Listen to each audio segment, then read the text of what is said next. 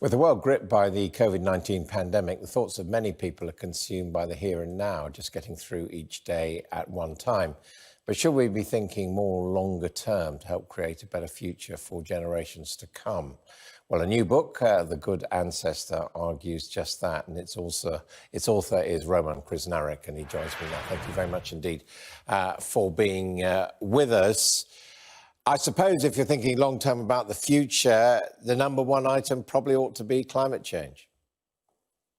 Absolutely. Climate change is hurtling towards us. And the way I think of it is that we colonize the future. We use it as a dumping ground for ecological degradation like climate change, but also technological risks like artificial intelligence, and the impacts of lethal autonomous weapons or genetically engineered pandemics that might be coming our way. So we need to be thinking about those things long term. And we know that there is a chronic problem of short-termism in our politics, that our politicians can't see beyond the next election, even the latest tweet or the next headline.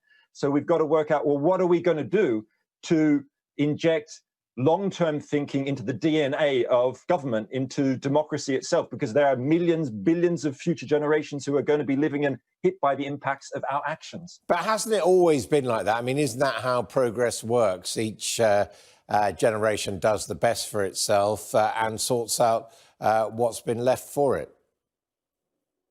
Well, actually, if you look through history, there are amazing moments of long-term vision that have come out of governments. Just think back in the Victorian era when Sir Joseph Bazalgette, the great Victorian engineer, embarked on building the great sewers for London, which are still in use today after the great stink of 1858. And he built the sewers twice as big as they needed to be, looking forward 100 years. And we need our governments to be doing that now. If you think across to Wales, they've got a Future Generations Commissioner whose job it is to look at the impacts at least 30 years ahead of employment policy or in environment or education. And I believe the UK needs a Future Generations Commissioner as well. In fact, there's a bill in Parliament as we speak for the UK to have its own dedicated commissioner with even more power than the Welsh one, which I think is a good thing. Yeah, but I mean, let's take Bazalgette. I mean, he was dealing, as you say, with the great stink, with an immediate problem, urbanisation in the Victorian age, and he came up with what's turned out to be a very long-lasting solution. I mean, similarly, at the moment, we're building a great sewer coming out of London to succeed him.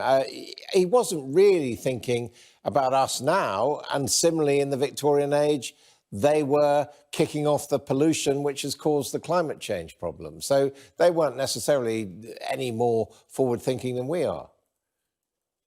Yeah, I think that's right in a sense that there was that immediate crisis they were dealing with, but there were these particular individuals like Bazalgette he didn't have to build his sewers with 318 million very expensive bricks that he knew would last a long time, or with Portland cement that they knew would last a long time. And you see governments taking some of that kind of vision today. In Norway, the government's backed something called the Svalbard Seed Vault, which is buried in a rock bunker that's designed to last 1,000 years. And they put the world's plant biodiversity in there, over 1 million seeds. And I think that our governments today, of course, are struggling with our 24/7 news scenario, and they need to work harder to think long-term. In Japan, for example, they've got amazing long-term local government policy making based on the citizen assembly model, where they invite people to make decisions for their city. They divide them into two groups.